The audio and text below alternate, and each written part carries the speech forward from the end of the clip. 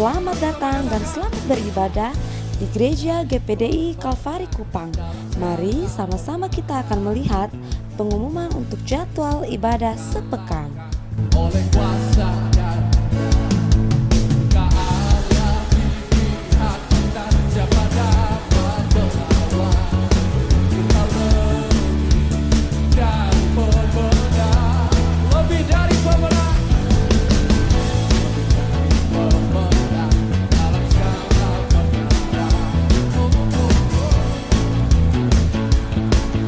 Oleh kuasa dan keala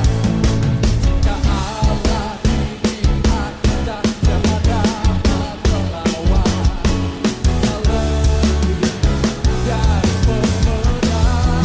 Haleluya, haleluya. Pada nama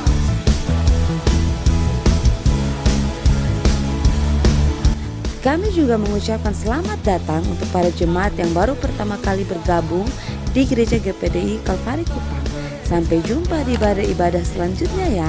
Tuhan Yesus memberkati. GPDI Kalvari, sekali Yesus, tetap Yesus. Haleluya. kita bersama kita mengakhiri tahun ini dengan jadi pemenang. Amin. Katakan bersama. Haleluya. Puji Tuhan, salam sejahtera dalam nama Tuhan Yesus Kristus. Mari Bapak Ibu Saudara sekalian, kita membuka Alkitab kita. Injil Yohanes pasal yang ke-15. Injil Yohanes pasal 15 ayat 5 dan ayat 8. Injil Yohanes pasal 15 ayat 5 dan ayat 8, begini firman Tuhan, saya bacakan buat kita semua. Akulah pokok anggur dan kamulah ranting-rantingnya. Barang siapa tinggal di dalam aku dan aku di dalam dia, ia berbuah banyak. Sebab di luar aku kamu tidak dapat berbuat apa-apa. Ayat 8. Dalam hal inilah Bapa-Ku dipermuliakan, yaitu jika kamu berbuah banyak dan dengan demikian kamu adalah murid-murid-Ku. Puji Tuhan. Kita sudah mendengar firman Tuhan 2 minggu yang lalu dalam 1 Korintus pasal 6 ayat 19 dan ayat 20. Kamu sudah dibeli dengan harga yang lunas. Dan kamu bukan milikmu sendiri. Karena itu muliakanlah Allah dengan tubuhmu. Ya. Nah, Bapak Ibu Saudara sekalian, adalah kehendak Allah membayar kita dengan harga yang sangat mahal, yaitu darah Yesus Kristus. Supaya kita bukan sekedar diselamatkan, tetapi selama kita ada di dunia ini, kita memuliakan Tuhan. Kita menjadi kemuliaan bagi Allah. Ya. Nah, saudara-saudara, kita sudah melihat tubuh yang memuliakan Allah. Pagi hari ini kita akan melihat kebenaran firman Tuhan yang berikut. Bagaimana kita dapat memuliakan Allah. Tubuh yang memuliakan Allah adalah tubuh yang menghasilkan buah. Yang menghasilkan buah. Sesuai dengan ayat pokok yang kita baca pagi hari ini. Menghasilkan buah yang banyak dikatakan dalam hal itulah. Dalam hal menghasilkan buah yang banyak, Bapamu di sorga dipermuliakan. Bapamu di sorga dipermuliakan. Nah, saudara-saudara sekalian, untuk menghasilkan buah yang memuliakan Allah, ada suatu proses yang panjang. Tidak serta-merta menghasilkan buah. Sama dengan kita tanam suatu pohon yang menghasilkan buah, saudara tanam hari ini bukan besok dia berbuah. Tapi ada proses. Kita lihat di dalam Filipi pasal 1, surat Filipi pasal 1, ayat 22. Filipi 1 ayat 22. Tetapi jika aku harus hidup di dunia ini, itu berarti bagiku bekerja memberi buah.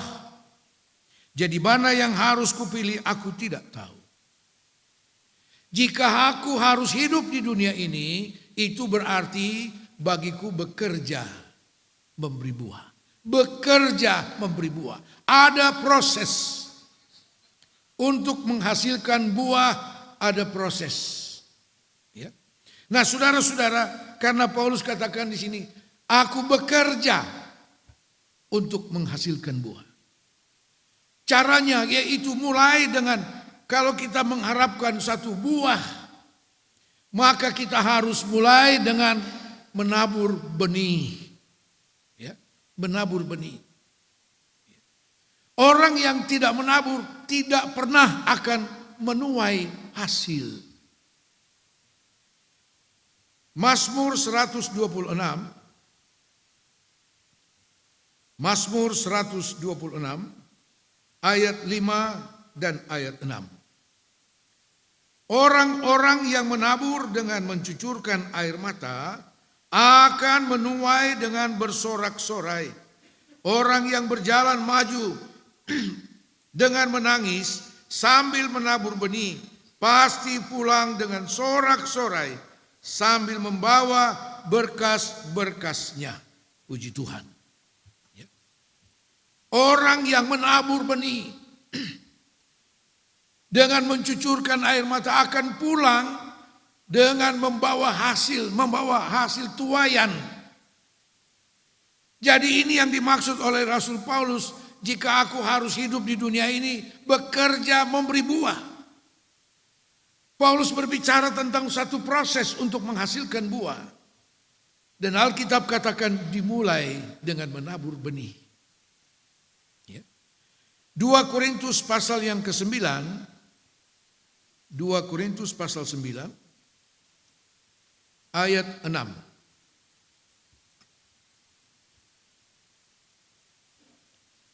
2 Korintus 9 ayat 6, camkanlah ini. Orang yang menabur sedikit akan menuai sedikit juga. Dan orang yang menabur banyak akan menuai banyak juga. Ini prosesnya.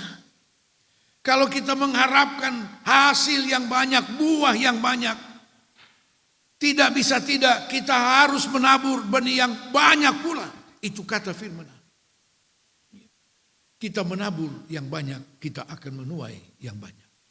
Nah, saudara-saudara, jadi itu hal yang pertama dalam hal menghasilkan buah. Dimulai dengan menabur benih. Menabur benih. Dan memang ketika menabur itu, kitab Mazmur 126 katakan, seringkali harus disertai dengan air mata. Kenapa? Ada pengorbanan di sana. Ada pengorbanan, ada suatu keadaan yang tidak menyenangkan daging ini. Tidak menyenangkan. Harus mengorbankan kepentingan kita. Tetapi kemudian dalam ayat yang sama, orang itu pasti pulang dengan membawa hasilnya, bersorak-sorai. Katakan amin. Akan membawa pulang hasil yang berlimpah. Orang yang menabur, yang berjalan maju dengan menangis sambil menabur. Jadi walaupun ada tantangan, ada suatu keadaan yang secara manusia tidak menguntungkan sehingga harus ada air mata, tapi tetap berjalan maju dan terus menabur. Dan itu tidak menjadi sia-sia. Kita pulang dengan membawa berkas-berkas, hasil yang melimpah. Puji Tuhan. Kemudian yang kedua, untuk menghasilkan buah yang memuliakan Allah, hal yang kedua, kita kembali kepada Yohanes pasal 15 tadi. Yohanes 15 Kembali kepada ayat tadi, 15 ayat yang kelima. Akulah pokok anggur dan kamulah ranting-rantingnya. Barang siapa tinggal di dalam aku dan aku di dalam dia, ia berbuah banyak. Sebab di luar aku kamu tidak dapat berbuat apa-apa. Dalam Alkitab terjemahan lama, kata tinggal ini disebut dengan kata tetap. Ya. Jikalau kamu tetap di dalam aku dan aku di dalam kamu, kamu akan berbuah banyak. Ini hal yang kedua, saudara. Tadi yang pertama, untuk proses berbuah itu kita harus mulai dengan menabur benih. Dan biasanya orang menabur benih, saudara, dia akan pilih benih yang terbaik. Supaya hasilnya juga hasil yang baik. Saya ingat dulu, orang tua saya, bapak saya, dulu dia guru pertanian. Jadi kalau kami mau tanam jagung di kebun kami atau di halaman yang luas itu, saudara, dia caranya memilih jagung yang akan ditanam, yang masih dalam bulirnya itu, batangnya itu. Bagian ujung dikeluarkan, bagian di batang juga, jadi hanya yang di bagian tengah. Yang bulir-bulirnya bernas, mengkilap. Dia katakan itu benih yang terbaik. Dan memang benar, hasilnya juga yang terbaik. Nah, saudara-saudara, kemudian kita lihat di dalam ayat Yohanes 15 ayat 5, ya, untuk menghasilkan buah yang banyak, Yesus katakan, kamu adalah ranting yang harus menghasilkan buah. Tetapi jika kamu tetap di dalam aku, tetap di dalam Tuhan. Saudara, kita tidak bisa mengharapkan buah dari satu tanaman pohon yang berbuah. Hari ini kita taruh dia di sini. 2 hari kemudian, kayaknya kurang baik. Kasih pindah lagi. Nanti besok lagi, kasih pindah lagi. Saudara, engkau tidak bisa mengharapkan buah dari keadaan seperti itu. Ya. Nah, saudara-saudara, tetap di dalam Tuhan. Mari kita lihat surat Kolose pasal 1 ayat 23. Kolose pasal 1 ayat 23.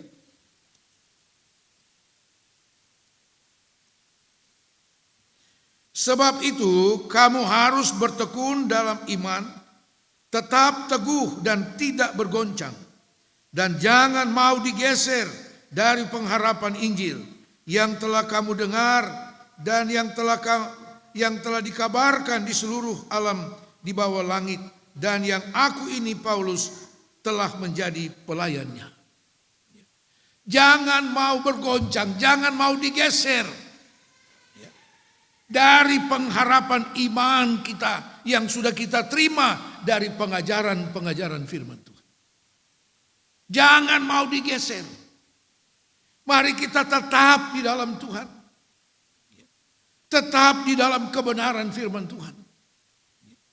Saudara-saudara sekalian, karena begitu banyak ajaran-ajaran yang menyesatkan, yang ingin menggeser engkau dari pengharapan iman yang benar. Yang ingin menggeser engkau daripada hidup di dalam Tuhan, di dalam kebenaran firman. Itu bentuk upaya dari iblis untuk menghancurkan iman kita. Saya pernah menyampaikan kebenaran firman Tuhan tentang dasar dalam kehidupan kita orang percaya. Menurut Mazmur 11 ayat yang ketiga. Apabila dasar dihancurkan, apa yang bisa dibuat oleh orang benar? Di antara dasar itu adalah iman. Dan ketika iman kita dihancurkan, kita tidak bisa berbuat apa-apa. Saudara-saudara sekalian, karena itu untuk menghasilkan buah yang banyak, tetap di dalam Tuhan. Katakan amin. Sekali Yesus, ya, tapi kurang kuat. Kayak ragu-ragu. Sekali Yesus, tetap Yesus. Ya. Itu harus menjadi prinsip kita.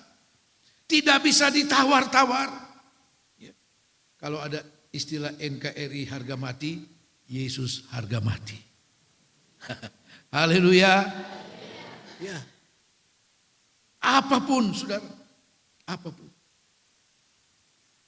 Kiranya situasi kondisi dalam kehidupan kita, baik itu menyangkut kehidupan ekonomi kita, menyangkut hal apapun, tidak bisa menggoncangkan sikap iman kita untuk tetap di dalam Tuhan. Karena hanya Dia yang memberi hidup yang kekal. Apa yang kita miliki, yang kita upayakan di dunia akan selesai pada waktunya. Dan waktunya itu kita tidak pernah tahu. Bisa besok selesai. Kita kembali. Ya. Kita tidak pernah tahu. Tetapi yang pasti itu semuanya sementara. Ya. Hanya Yesus yang memberi hidup kekal bagi saudara dan saya. Puji Tuhan. Itu proses yang kedua, saudara, yaitu tetap di dalam Tuhan. Ya, tetap di dalam Tuhan. Puji Tuhan. Kemudian hal yang ketiga, Yohanes 15 ayat 2 dan ayat 3. Yohanes 15 ayat 2 dan ayat 3. Setiap ranting padaku yang tidak berbuah dipotongnya, dan setiap ranting yang berbuah dibersihkannya supaya ia lebih banyak berbuah. Kamu memang sudah bersih karena firman yang telah kukatakan kepadamu. Puji Tuhan. Proses yang ketiga, saudara, dikatakan ranting yang tidak berbuah akan dipotong dan dibuang. Karena sia-sia, tidak berguna. Tetapi ranting yang menghasilkan buah, ini poinnya, akan dibersihkan. Supaya lebih banyak lagi dia menghasilkan buah. Lebih banyak lagi berbuah. Dibersihkan. Oleh apa? Firman Tuhan. Kamu memang sudah bersih karena firman Tuhan. Persoalannya, maukah kita memberi diri untuk dibersihkan oleh firman Tuhan? Itu persoalannya. Dan seringkali daging ini tidak mau dibersihkan.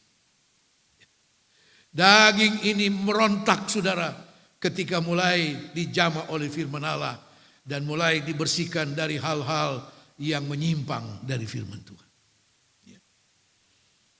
Seringkali kita lebih suka menunjuk orang lain. Ketika firman Tuhan datang untuk membersihkan kita, itu cocok dengan yang di sebelah ini.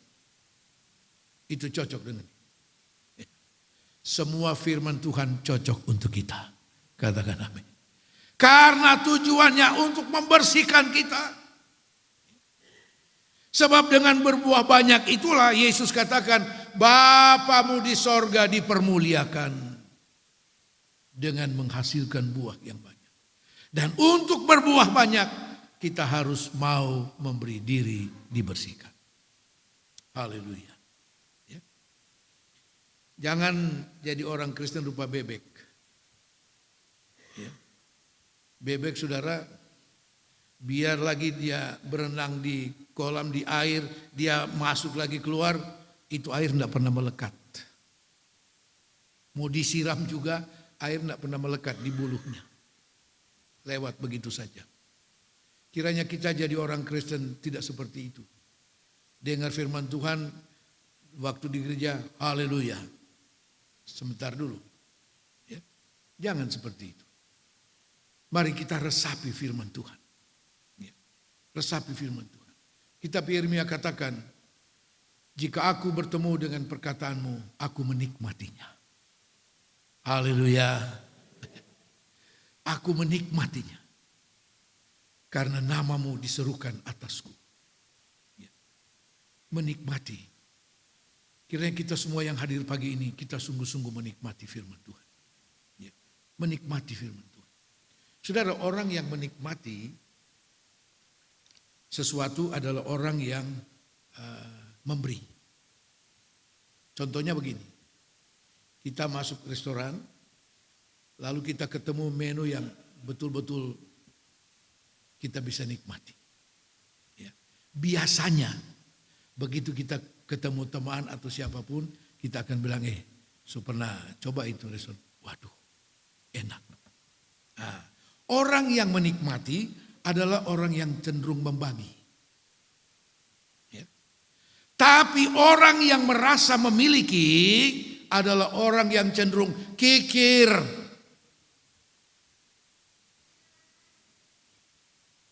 Banyak orang memiliki, kaya, tapi dia tidak memiliki.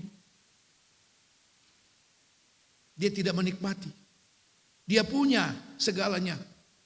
Dia memiliki, tapi dia tidak menikmati. Ada orang kaya, woi kaya raya. Tapi takut naik pesawat. Jadi semua urusannya di Surabaya atau Jakarta, yang berangkat naik pesawat itu pembantunya. Sial betul itu, saudara. Ya. Dia yang punya, yang nikmati pembantunya. Ya. Karena itu 1 Timotius pasal 6 ayat 17 dan seterusnya dikatakan, jangan kita lalu merasa memiliki, karena kekayaan itu tidak tetap. Tetapi berharaplah kepada Allah yang dalam kekayaannya memberi kita untuk menikmati. Katakan amin. Ya.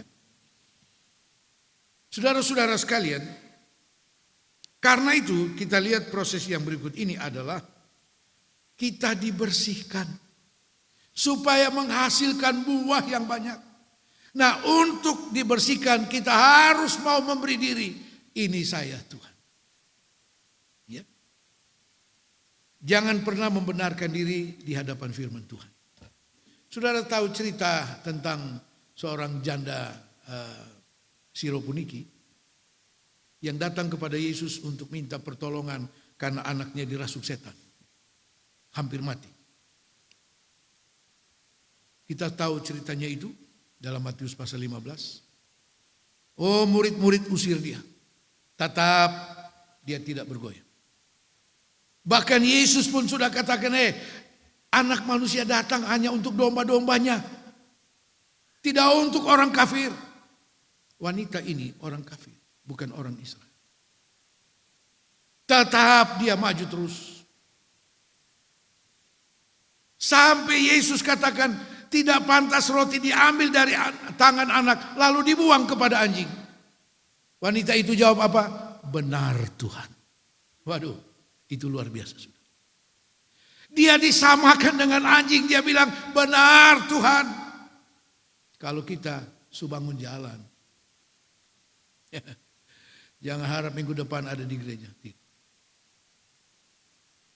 Dan ketika dia menjawab seperti itu, Yesus katakan apa? Ibu, besar imanmu. Anakmu sembuh.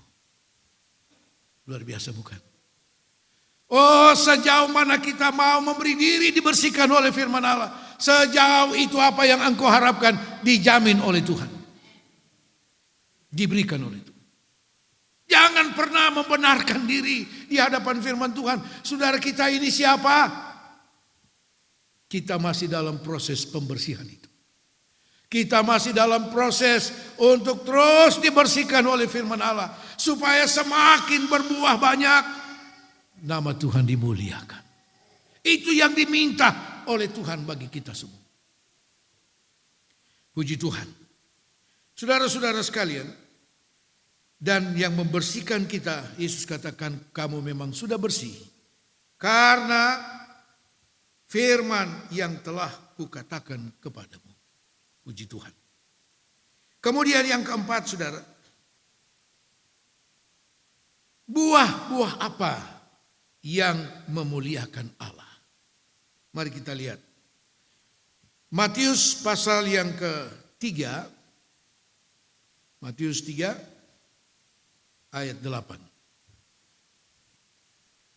Matius 3 ayat 8. Jadi hasilkanlah buah yang sesuai dengan pertobatan. Haleluya. Waktu Yohanes Pembaptis sedang membaptis banyak orang yang datang minta dibaptis, maka dikatakan begitu dia angkat muka, dia lihat, woi, ini orang Farisi, Saduki dong juga berbaris di sana mau dibaptis. Dia bilang, keturunan ular biludak, pergi. Kamu kira kamu bisa melarikan diri dari murka Allah? Dan Yohanes Pembaptis katakan, hasilkanlah dulu buah pertobatan. Saudara, pertobatan adalah hal yang sangat dihargai oleh Tuhan. Sangat dihargai oleh Tuhan. Coba kita lihat dalam Lukas pasal 15. Lukas 15 ayat 10. Aku berkata kepadamu, demikian juga akan ada sukacita pada malaikat-malaikat Allah karena satu orang berdosa yang bertobat.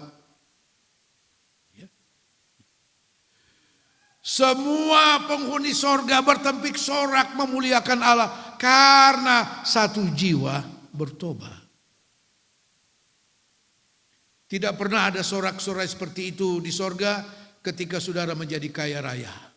Tidak ada. Ketika saudara mendapat jabatan. Dan itu semua adalah berkat Tuhan juga. Tapi tidak ada tempik sorak di sorga seperti itu. Kecuali karena satu jiwa bertobat.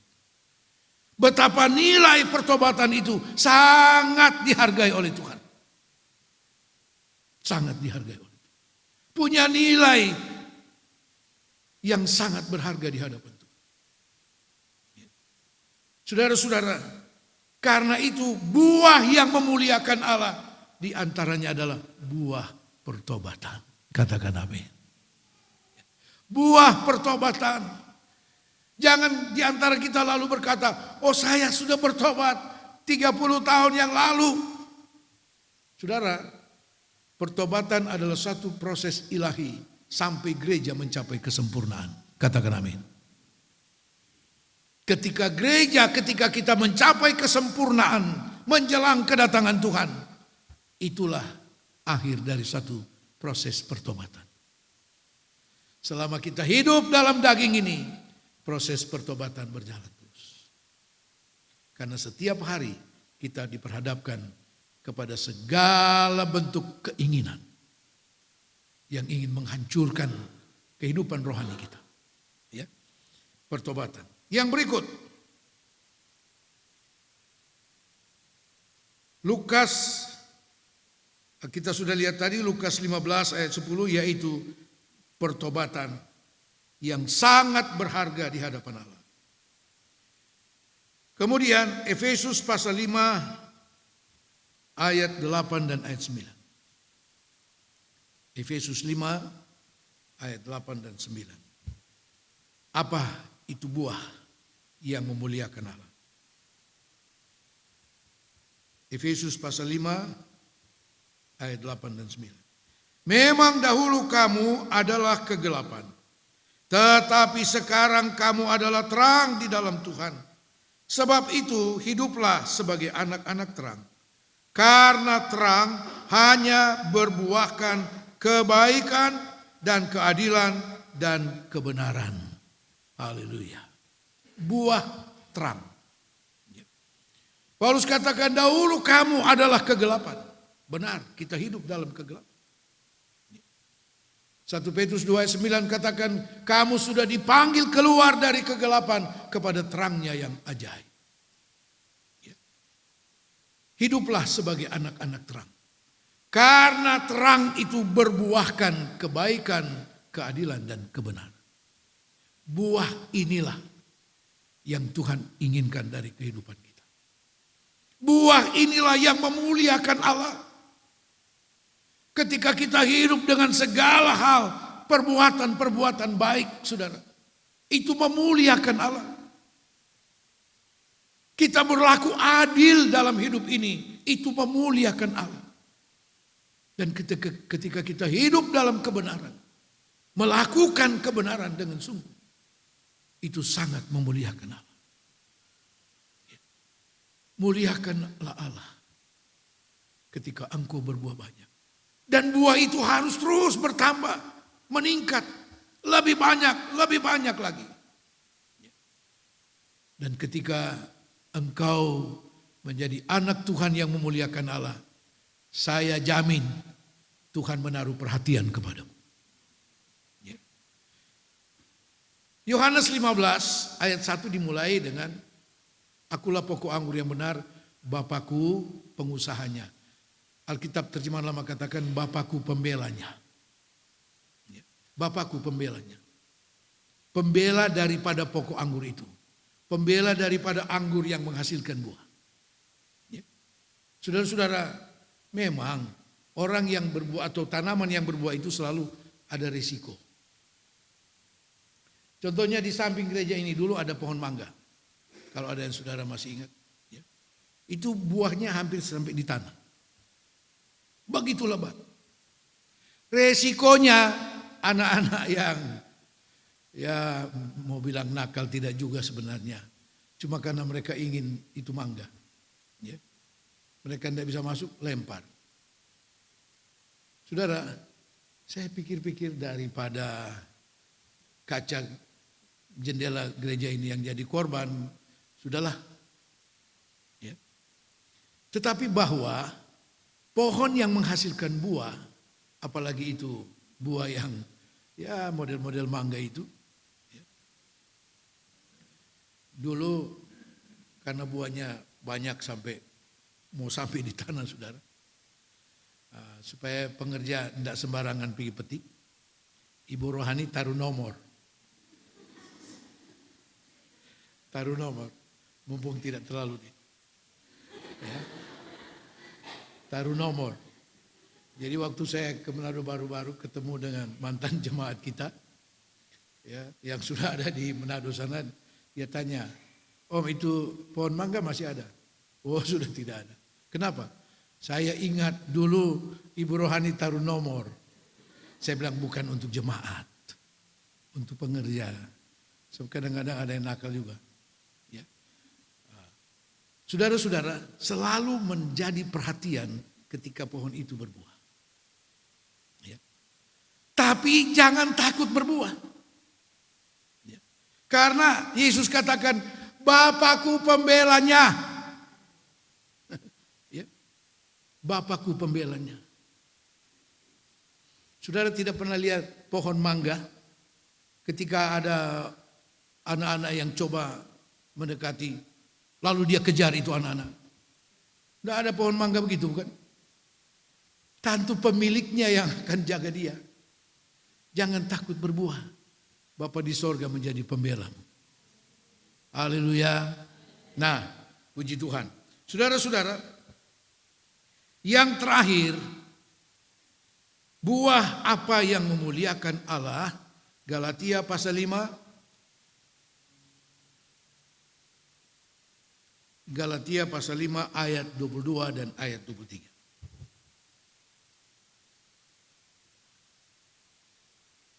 Tetapi buah roh ialah kasih, sukacita, damai sejahtera, kesabaran, kemurahan, kebaikan, kesetiaan, kelemah lembutan, penguasaan diri. Tidak ada hukum yang menentang hal-hal itu. Haleluya. Buah roh. Bukan buah roh. Salah. Buah roh. Buah roh dengan 9 rasa. Waduh. Waktu tahun 2013 kami sempat ke Israel dulu. Saudara, di pinggir jalan kita bisa lihat buah pohon mangga. Perkebunan yang begitu luas. Itu guide dia bilang apa? Guide orang di sana Yahudi. Dia bilang, Pak mungkin tidak percaya ya. Ini mangga rasanya apel. Ada perkebunan pisang. Itu pisang rasanya apel. Waduh, saya bilang bagaimana bisa? Itulah teknologinya. teknologi pertanian daripada orang Israel. Itu luar biasa. Saudara, buah roh dengan 9 rasa yang dimulai dengan kasih, sukacita, damai sejahtera, dan seterusnya. Dengan buah roh ini, Bapamu di sorga dimuliakan. Sebab ketika orang lain menikmati buah kasih, buah roh yang terasa kasih itu, sebab kasih itu bukan sekedar diucapkan, dirasakan. Ya. Dengan demikian Bapamu di sorga dimuliakan. Katakan amin. Tuhan Yesus memberkati.